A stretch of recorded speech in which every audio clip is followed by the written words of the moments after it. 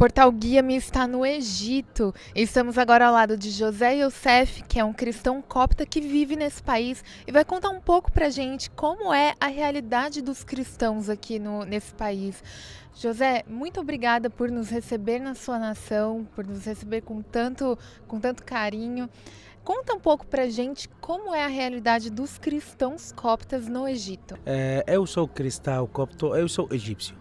Egípcio antes de tudo, porque sempre sentimos que somos egípcios, não distinguimos entre cristão e muçulmano. Temos muita gente e nós somos uma minoria no Egito. Porque a gente ali fora sentir que os cristãos do Egito é uma minoria. Não é verdade. O cristianismo apareceu no Egito. Nossa igreja é uma das igrejas mais antigas do mundo. Que aqui chegou o São Marcos, um dos 4 evangelistas, para pregar no nosso país, para dar-nos ensino cristão.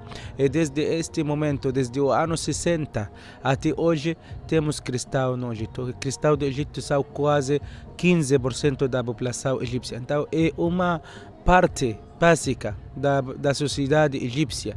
E eu sentir que a maioria, não quero mentir, eu gosto de ser muito sincero com vocês. Não quero dizer que aqui sentimos que estamos perseguidos, não. A verdade é que a maioria da gente egípcia é gente muito moderada, é gente muito amável. Vivimos juntos, moramos juntos, trabalhamos juntos, comemos juntos, festejamos juntos. Mas como no todo mundo, sempre há gente fanática. Esta gente fanática que não te aceita, não te quer estar contigo, não sentir que você é inimigo de Deus. Deus nunca teve inimigos. Deus nunca tem inimigos, mas a gente que os imãs radicais, fanáticos, aproveitar de analfabetismo da gente.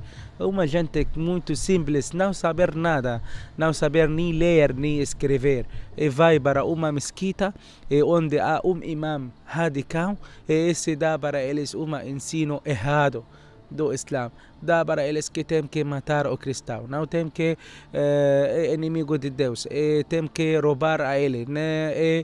Não é mau se você mata, não é mau se você rouba ou se você fazer dano para um cristão.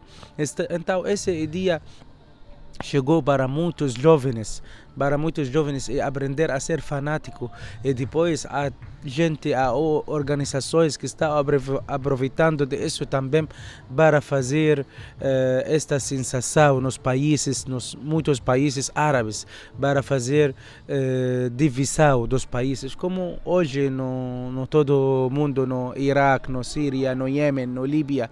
Estes grupos aqui, estes jovens que não sabem nada, analfabetos, o imã dá para eles ensino errado, logo ele vai treinar ali para fazer guerra em Síria, em Iraque, em Líbia, e matar, e formar grupos terroristas como ISIS, por exemplo.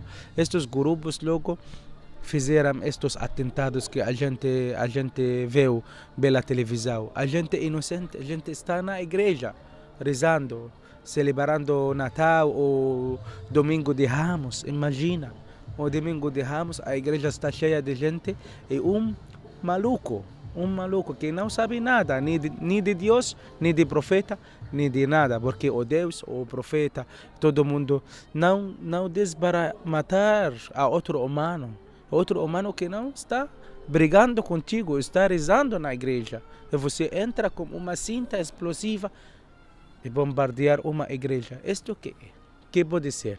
Muçulmano? Pode ser cristão? Sei lá, não pode ser um humano.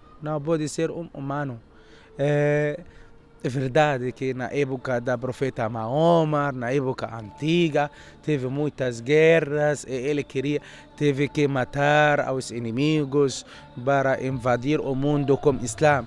Mas hoje o mundo é diferente. Você tem que respeitar o outro, tem que cada respeitar liberdade de religião do outro. Não sei, a gente muçulmano está pelo continente europeu, pela América, pela a América Latina, por todo o mundo, estão ali, e os europeus estão dando para eles liberdades, eles estão fazendo igrejas ali. Então, como que, por exemplo, alguns radicais, por exemplo, numa cidade egípcia, que não permitir para o cristão fazer uma igreja? Por quê? Por quê? Porque ele não está fazendo clube noturno, nem fazendo uma coisa ruim, está fazendo uma igreja.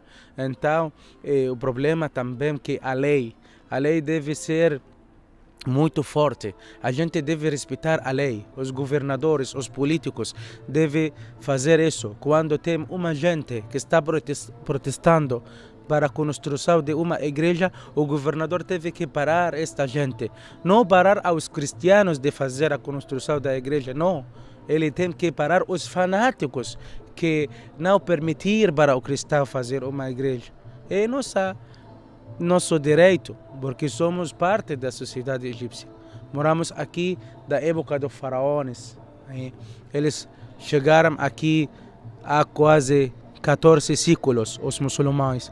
Mas, em geral, temos uma boa convivência com eles. A gente moderada é normal, como nosso fala com nosso trabalha, temos uma vida conjunto com eles. Pessoas que não conhecem a fundo a Igreja Copta, explica um pouco sobre qual é a diferença que a Igreja Copta tem com a Igreja Católica e também qual é a diferença com a Igreja Protestante, porque a Igreja Copta é uma igreja ortodoxa, ela não é nem católica e nem protestante, é isso mesmo? Vou começar a resposta com uma palavra que esta pergunta perguntaram a obispo copto ortodoxo, que eu trabalhava com ele para traduzir do árabe para o espanhol. Ele agora é obispo de Bolívia, o Monsenhor Amba Youssef. Quando falar com ele quais são as diferenças entre as igrejas, ele responde ao contrário. Quais são as coisas mais comuns entre as igrejas? Dizer que nossa igreja, por exemplo, a igreja copta ortodoxa, como falamos, fundada pelo São Marcos no ano 60, parece muito a igreja católica, verdade, porque temos aqui os 7 sacramentos, temos aqui confissão, comunhão, batismo, todo igual, mas a diferença em como fazer, formas de fazer, por exemplo, o batismo aqui deve ser por imersão, por submergir o bebê na pila baptistéria 3 vezes, em nome do Pai, Filho, Espírito Santo. Não tiramos água em cima da cabeça como faz os católicos, por exemplo. O pastor de nossa igreja, ou o sacerdote de nossa igreja, por exemplo, deve ser casado para ter uma vida normal de casal, e assim ele também não abusa de poder, não fazer algo mal, e pode aconselhar melhor a gente que chega para confissar, algo assim. São diferenças nas formas, por exemplo, aqui na comunhão, na igreja copta ortodoxa, a gente deve estar em jejum quase 12 horas antes de ir para a missa de domingo, por exemplo, e ali o pastor, quando fazer a missa, tem um pão grande que ele vai repartindo depois de fazer a missa e dar uma peça de pão e uma colher de vinho para a gente. Não são hóstias pequenas como nas católicas. Mas, historicamente, a divisão entre a igreja copta ortodoxa e a igreja católica foi no século V depois de Cristo, depois do concílio ecumênico de Calcedônia. Pela uma coisa muito importante é a natureza de Jesus Cristo. Nossa igreja tem fé é igreja monofisista. Monofisista significa que a natureza divina e a natureza humana de Jesus Cristo sempre está unida, nunca se separou, nem um momento, nem um segundo. Depois, a nossa igreja recusou algumas ideias da igreja católica, igual como fazer os protestantes também. Quando Martin Luther King protestou contra a igreja católica, porque ele não queria aceitar umas ideias erradas. É isso que fez a igreja ortodoxa, mas a nossa igreja fez de um jeito diferente. Eles não aceitaram, por exemplo, o purgatório.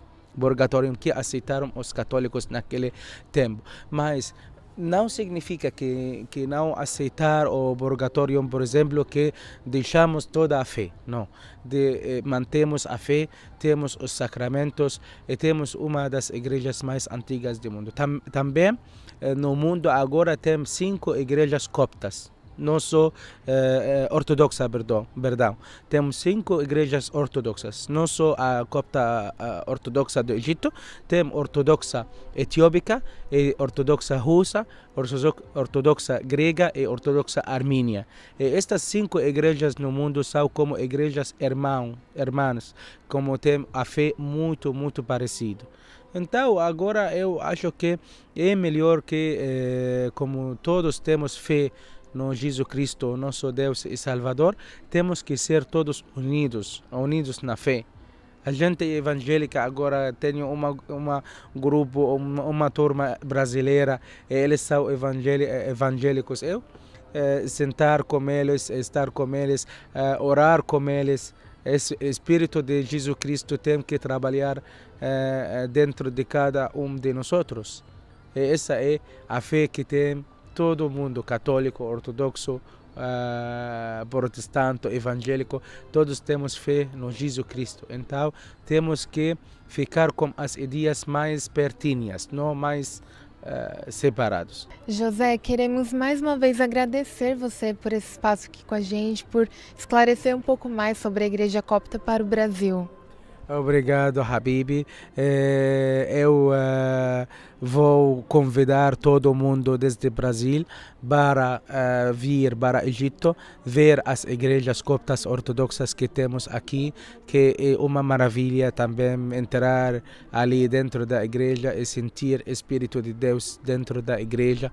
Temos aqui, como falamos antes, igrejas e mosteiros muito antigos, do século 3, do século 4, onde estas igrejas foram feitas, estes mosteiros foram feitos nos locais onde passou a Sagrada Família pelo Egito. Eles visitaram no Egito 12 cidades egípcias. Eles têm aqui criptas onde eles escondiam, poços onde viviam, de onde bebiam, árvore da Virgem Maria. Até o muçulmano aqui no Egito aceita muito a Virgem Maria e temos muitos locais interessantes também para ver dentro de nosso país. Sempre bem-vindos.